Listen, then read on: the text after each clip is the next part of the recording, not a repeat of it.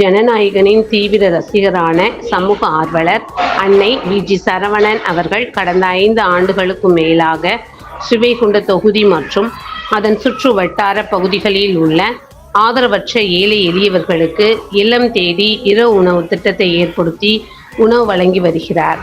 இந்நிலையில் தமிழக வெற்றிக் கழகத்தின் ஐம்பெரும் கொள்கை தலைவர்களுள் ஒருவரான சமூக ஆர்வலர் அஞ்சலையம்மாளை கொள்கை தலைவராக அறிவித்ததன் ஈர்ப்பால் தமிழக வெற்றிக் கழகத்துடன் இணைந்து தமிழக வெற்றிக் கழக தலைவர் தளபதி திரு விஜய் அவர்களின் ஆசியுடன் கழக பொதுச் செயலாளர் அண்ணன் புசியின் ஆனந்த் அவர்களின் வழிகாட்டுதலின்படியும் மதிய உணவு மற்றும் இரவு உணவு திட்டத்தை ஏற்படுத்தி உணவு வழங்கி வருகிறார்.